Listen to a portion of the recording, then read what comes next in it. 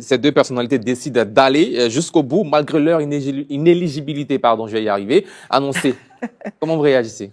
Bon, je pense que c'est une très bonne chose qu'ils le fassent pour la simple raison qu'ils jouissent d'une légitimité qui n'est plus à discuter.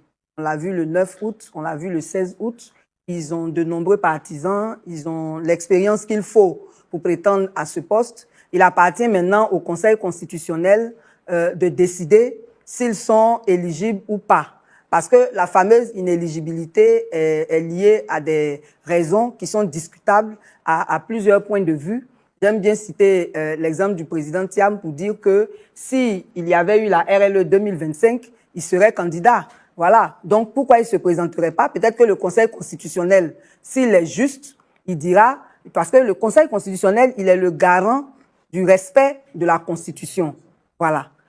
Mais toutes les lois découlant de la Constitution, le Conseil constitutionnel pourrait décider que le président Thiam soit candidat parce que la RLE n'a pas été faite. Vous voyez? L'autre chose aussi, c'est que le dialogue politique qui est tant demandé n'est pas encore effectif. On ne sait pas s'il le sera parce qu'il y a Cap Côte d'Ivoire qui est dans des négociations avec le RHDP. Si finalement le dialogue politique est effectif et qu'il est donné à tous ceux qui veulent candidater, en tout cas les principaux leaders des partis politiques, de se présenter, celui qui n'aura pas manifesté sa volonté de participer au scrutin aura péché. Donc c'est bien d'être prévoyant, de venir déposer la candidature. Après, bon, on verra comment les choses évolueront. Bien, donc, Dada Ouattara, est-ce que cela ne pourrait pas fragiliser le climat sociopolitique quand on connaît ces deux personnalités et également voir les candidatures plus tard être rejetées, hein, c'est pas notre souhait, mais par la commission électorale indépendante et par la suite aussi par le Conseil constitutionnel qui donne le dernier mot?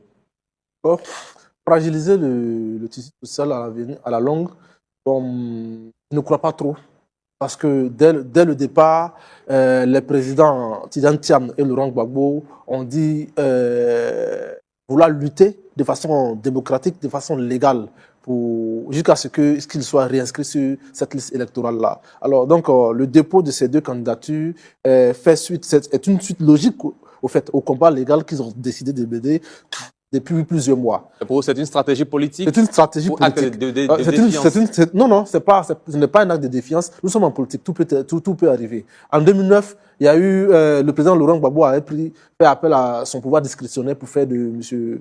Alassane Ouattara, le président actuel, un candidat exceptionnel. Pourquoi pas aujourd'hui? Donc, je disais qu'ils ont déposé ces deux candidatures-là. Ils ont joué, c'est une sorte de va-tout qu'ils sont en train de jouer.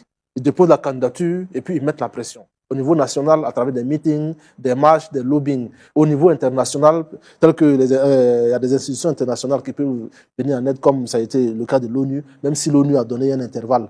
Voilà, où ça peut se faire aujourd'hui, ça peut se faire demain, tout comme ça peut se faire après les élections présidentielles et législatives. Alors, je pense que c'est des bonnes guerres. Maintenant, deuxièmement, peut-être qu'ils comptent aussi sur le pouvoir discrétionnaire du président de la République pour les réintégrer sur la liste électorale et faire d'eux des candidats exceptionnels, comme ce fut son cas en 2009. Sauf que nous ne sommes pas dans les mêmes, qu'on appelle ça, les événements de 2009 ne se présentent pas actuellement. Puisque en 2009, il y avait une rébellion qui refusait de désarmer, il y avait l'embargo et en interne, il y avait des marches, il y avait des grèves, il y avait des échauffourées. Peut-être que c'est ce qui a poussé le président Laurent Gbagbo à l'époque à prendre ce pouvoir discrétionnaire. Mais actuellement, l'opposition tout est calme, il n'y a pas de chauffourée, il n'y a pas de... Le climat, bon, même s'il est délétère, mais on sent pas... nous ne sommes pas dans la même situation qu'en 2009. Il n'y a pas de violence. Voilà, donc on ne sait pas si le président de la République va prendre ce pouvoir discrétionnaire en l'article 73 de la nouvelle Constitution. Donc nous attendons tous de voir. Sinon, c'est une bonne chose ce qui a été fait. Éric Dohou, quel sens vous donnez à ces deux candidatures de Laurent Gbagbo et Tidjane Thiam? Sinon, c'est deux dépôts des candidatures. Je pense que on devait tous s'y attendre qu'il n'abandonnerait pas comme ça, qu'il y a encore de l'espoir. Il faut suivre vraiment toute la démarche qu'il y a eu depuis. On partirait d'abord des raisons déjà de leur éviction, parce que c'est deux trajectoires totalement différentes. Hein. Ils ne sont pas, moi je dirais, dans les mêmes conditions. D'abord, M. Gbagbo, le président Gbagbo, c'est une condamnation, privation de droits politiques, alors que M. Tidiane Thiam, c'est plutôt un petit couac au niveau de l'organisation qui fait que sans révision des listes électorales en 2025, il n'est pas éligible. Ensuite, il y a les griefs que chacun d'eux pose à l'État de Côte d'Ivoire et au pouvoir judiciaire. Du côté de M. Gbagbo, il considère que, vu que la BCEAO n'a pas estimé avoir perdu quelque chose pendant cette crise post-électorale, il ne voit pas alors pourquoi est-ce qu'on devrait le juger pour ça. Et ensuite, il y a la procédure, parce qu'il y a effectivement des textes qui démontrent que le président de la République ne peut pas être jugé de la manière simple pour un citoyen lambda. Du côté de M. Thiam, comme on a dit, il y a plutôt cette question de la procédure d'échéance de nationalité, qui est un grief qu'il peut aborder, puisqu'apparemment là aussi, il semble avoir un petit flou. Et après, il y a le fait que la RLE n'ait pas eu lieu et que si elle aurait pu avoir lieu, il aurait pu justement se faire inscrire. Ensuite, on a, dans la suite de la séquence, on a tout le travail qu'ils ont déjà fait, tous les recours qu'ils ont déjà posés. Il y a par exemple ce courrier qui vient d'une instance de l'ONU en charge des droits de l'homme qui demandait, hein, j'ai vu que cette lecture en fonction des cas était différente, mais quand moi j'ai lu ce document, le document disait clairement que nous, instance de l'ONU, nous ne pouvons pas aujourd'hui à l'instant donner raison aux plaignants en demandant à l'État de mettre en application les mesures conservatoires qu'il demande. On parlait de mesures provisoires dans le texte. Mais on demande à l'État de s'assurer que le requérant puisse jouir de ses droits politiques. Bon, c'est un jargon de juriste pour dire simplement qu'à l'instant où on vous parle, nous, ONU, on ne peut pas se prononcer sur la question. On donne un délai à l'État de Côte d'Ivoire pour se prononcer, sauf que ce délai, il est bien loin après la fin de l'élection. Donc, c'est presque comme si l'ONU avait remis la balle au centre en disant, bon, continue à jouer, moi, je prends pas de position sur la question. Donc, on en est arrivé justement à cette impasse. Et aujourd'hui, et M. Laurent Gbagbo et M. Thiam veulent aller au bout, justement, de la séquence. Et c'est clair, donc, que c'est pour cela qu'ils posent cette candidature. Et ils attendent, justement, que les recours possibles qui leur restent, du côté de M. Laurent Gbagbo, ça va être peut-être une amnistie, et par la suite peut-être une négociation pour ouvrir une RLE, ce qui demanderait un report de la présidentielle, ce qui est possible. C'est pas totalement impossible, même si moi je n'y crois pas. Mais eux, ils continuent d'y croire, ils s'accrochent justement à ce petit pourcentage de probabilité, de chance que quelque chose arrive, et on ne peut pas leur en vouloir pour ça. Bien. Valentin Zawi, est-ce que vous croyez à un probable report de la présidentielle pour permettre à ces deux grandes personnalités de se présenter à cette élection à venir? Et puis, quelle leçon tirer du fait que ces deux grandes figures de la scène politique ivoirienne contestent aujourd'hui le jeu électoral? Alors, pour le premier point, je ne suis pas Nostradamus, donc encore moins une boule de cristal, donc je ne pourrais pas vous répondre à la vérité. Pour la seconde question, je dis quand on est démocrate, quand on aime le pays, il faut espérer que toutes les tendances soient représentées pour une élection présidentielle, parce que c'est vrai que la démocratie peut se faire sans les partis politiques, mais c'est aussi bien qu'il y ait des partis politiques qui comment dire ça, qui symbolisent justement les tendances dans un pays, hein, qu'on soit de gauche, du centre ou de droite. C'est aussi ces partis-là qui permettent à des citoyens de constater ou d'observer que leurs points de vue sont pris en compte dans le cadre d'une association, fût-elle privée. Donc oui, pour l'élection d'octobre 2025, le souhait qu'on peut émettre, c'est que dans ce pays, bon, après on verse pour l'instant dans beaucoup de juridisme, donc si on s'en tient à ça, rien ne va bouger. Et comme j'ai dit, ce qui est paradoxal, c'est que hier, ceux qui minoraient, voire trouvaient la loi insignifiante, ce sont eux aujourd'hui qui pensent que la loi, rien que la loi, voilà, en fonction de nos intérêts, c'est comme ça qu'on apprécie. Donc, si on veut s'en tenir strictement à la loi, l'article 17 du Code électoral du 8 avril 2020 dispose que tout électeur peut faire acte de candidature aux élections organisées par le présent Code électoral sous réserve des conditions particulières pour chacune d'elles. Donc, pour dire quoi? Juste pour être candidat à l'élection présidentielle, il faut dire que je sois électeur. Donc, inscrit sur la liste électorale. Donc, si on s'en tient à ça, on peut dire que non, ces deux candidats-là, ils ne respectent pas la loi. Après, ça, c'est d'un point de vue... Est-ce qu'ils rejoignent... disons, les candidats de la première partie de cette émission, les candidatures non, du tout. Ah non, du tout. Monsieur Sidine, vous et moi, nous savons très bien que là, c'est notre niveau. Ans, on parle... Moins de 35 ans, oui. Il est conscient qu'il n'a pas 35 ans, oui. Il dépose son dossier de candidature. Oui. Également, pour le candidat qui n'est pas sur la liste électorale, oui. Il dépose son dossier de candidature. Alors, à la seule différence, ça ne nous a pas échappé, et je crois que Monsieur Dobou en a parlé, c'est un acte politique, on le veut ou non. que le président Gbagbo, que le président Thiam fassent acte de candidature, ils sont dans une démarche politique. Il a dit, et c'est les juristes qui nous le disent, on parle de conditions de forme et de fond. Un ancien président, il n'est pas jugé par une juridiction ordinaire. Donc oui, le conseil juridique de M. Gbagbo a des arguments sur ce point-là. Monsieur le président du PDCI, Tidiane Thiam, il est ivoirien. Il aurait une RLE qui n'aurait pas eu de problème. Après, on peut épiloguer sur comment est-ce qu'il a géré son affaire, mais ça, c'est une autre paire de manches. Donc, ils sont dans leur droit. Je pense qu'ils sont dans une démarche politique pour dire qu'ils estiment qu'ils ont été lésés. En tout cas, quand on écoute leurs proches et les personnes concernées elles-mêmes, elles considèrent qu'elles ont été lésées dans leurs droits. Donc, elles sont dans une démarche politique. Donc, on continue à espérer, parce que c'est aussi ça, un pays. Le président, c'est le bon, on dit, il doit gérer comme un bon père de famille. Si une partie des enfants ne sont pas contents, il peut écouter, réfléchir et voir quelle parade, n'est-ce pas, exploiter pour que tout le monde soit satisfait, pour que, comme le président Ouattara l'a souhaité, on ait un scrutin apaisé. Mais il ne faut pas que ce soit juste des mots. Pour que ce soit apaisé, qu'est-ce qu'on prend comme disposition pour qu'on y arrive? Donc, la question reste posée. Bien. Est-ce que ces deux candidatures mettent pour vous en difficulté la CEI dans son rôle? Non, pas du tout, je ne pense pas. Puisque le rôle de la CEI, on va dire qu'il est achevé pratiquement. Après la réception de ces candidatures-là, c'est vrai qu'il y a le côté opérationnel du scrutin même que la CEI va jouer, mais je pense que ça n'a pas d'impact sur le travail de la CEI. Mais ce que j'aimerais dire, même si vous ne m'avez pas posé la question par rapport à la probabilité du report que vous avez demandé tout à l'heure, je pense honnêtement que ce serait souhaitable.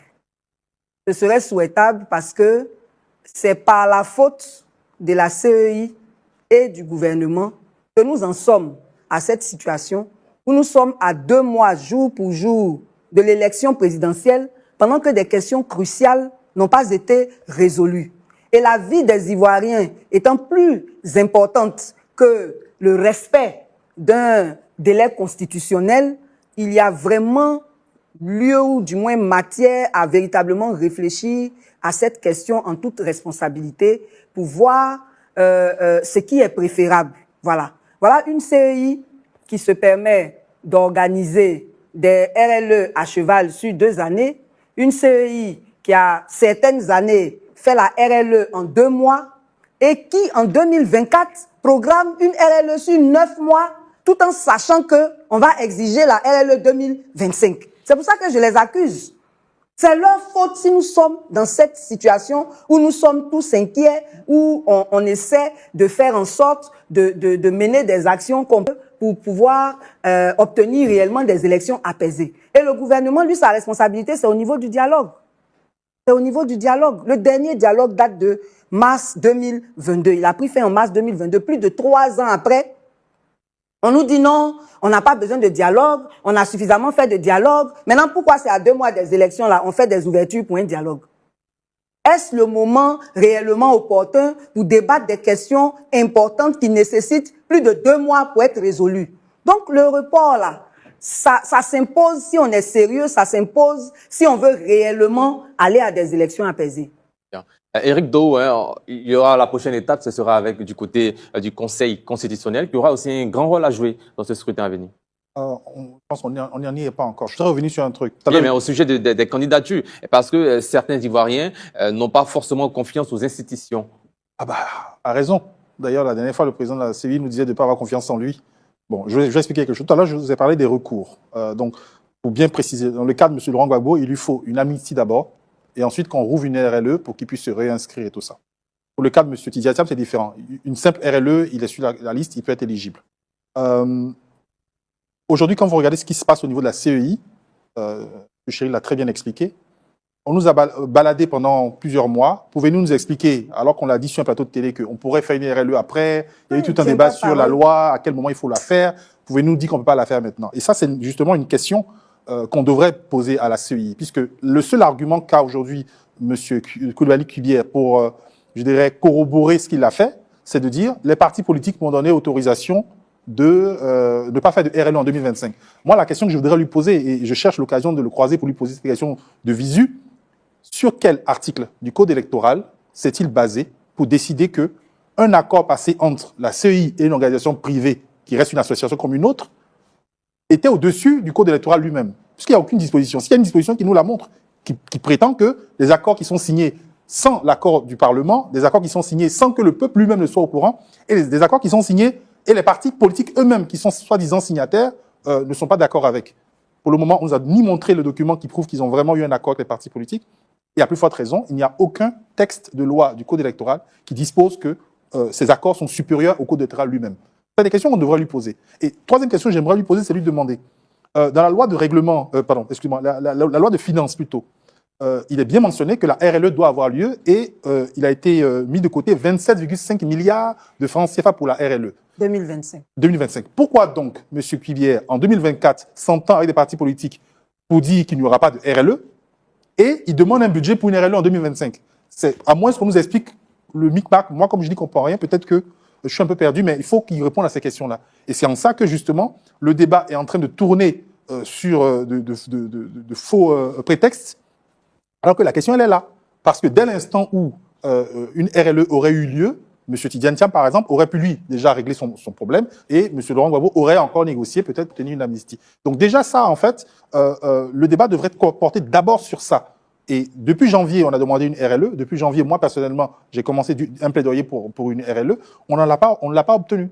Et aujourd'hui, on est à 2 mois de l'élection. Je suis persuadé qu'il n'y aura aucun geste à la fois du gouvernement de la CEI pour régler cette question. Donc, il va falloir partir maintenant à se demander qu'est-ce qu'on fait. Personnellement, je pense que l'enjeu de l'élection, c'est l'alternance. L'enjeu de l'élection n'est pas de savoir lequel des partis politiques va être à la tête du pays. C'est plutôt l'alternance qui est censée être l'enjeu. Et à ce sens-là, je voudrais dire aux partis politiques d'opposition qu'ils doivent tout de suite cesser de courir après la CEI. Ils peuvent le faire pour les formes, hein, pour au moins dire qu'ils l'ont fait, mais il faut tout de suite cesser de courir après la CEI pour aller voir les Ivoiriens, les mobiliser pour leur demander d'aller voter et se trouver tout de suite un candidat. Je sais que c'est des discours qu'ils n'aiment pas entendre, on parle de plan B, ils n'aiment pas entendre ça, mais je veux leur dire que les Ivoiriens que moi je vois sur les réseaux sociaux, dans la rue, qui m'abordent, ce sont des gens qui en ont marre et qui veulent la possibilité d'avoir un vote sanction contre le parti au pouvoir. Et je veux rappeler une chanson de je ne sais plus qui, mais ça reviendra aux internautes qui vont nous regarder. C'est une chanson d'un artiste zouglou qui disait on peut noyer le poisson dans sa propre eau. Donc moi, je veux leur dire qu'ils aient confiance au peuple de Côte d'Ivoire, qui va les aider à sanctionner ce pouvoir avec les conditions de l'élection qui sont peut-être injustes, mais qui peuvent leur permettre quand même, par cette voie de la démocratie, d'accéder. Bien. Pour terminer, Dr Daouda Ouattara, est-ce qu'il faut adapter la loi électorale aux réalités politiques de la Côte d'Ivoire? Bien sûr. Avec ces cas des présidents Laurent Gbagbo et Tidiane Thiam. Bien sûr. Il faut l'adapter, il faut trouver un juste milieu. Parce que... Adapter en faisant quoi, par exemple? Il faut l'adapter parce que, comme l'a dit Éric Dohou et comme l'ont dit Éric Dohou et Pléchéri Balé, en fait, les conditions d'inéligibilité de M. Tidiane Thiam et Laurent Gbagbo laissent à désirer, au fait. Alors, ça laisse à désirer. Donc, du coup, par exemple, s'il y avait une RLE permanente, le cas de M. Tidiane Thiam ne serait pas posé. C'est ce que dit la loi, justement. Non. S'il y avait une RLE permanente, c'est-à-dire comme une RLE permanente, comme on fait les cas d'Anté. Ah, c'est ouvert tout le temps? Oui, tout le temps. Le cas de M. Tidiane Thiam ne se serait pas posé. Alors, s'il y avait peut-être la justice, peut-être n'avait pas peut-être fait un faux pas. Bon, moi, peut-être c'est un faux pas que la justice a fait en ordonnant à un tribunal ordinaire de juger M. Laurent Gbagbo. Ce problème ne se serait pas posé. Parce qu'aujourd'hui, le président de la République peut faire appel au pouvoir discrétionnaire pour faire des candidats exceptionnels. Mais en le faisant, ce sera déplacer le problème. Parce que ça a été fait en 2009. Aujourd'hui, et se base sur 2009 pour réclamer aujourd'hui. Et demain, quelqu'un sera dans la même situation et va réclamer que ce soit le cas pour lui. Daouda Ouattara. On déplace le problème. C'est un palliatif, alors qu'on doit régler le problème de façon définitive. Bien. Carton rouge, c'est maintenant.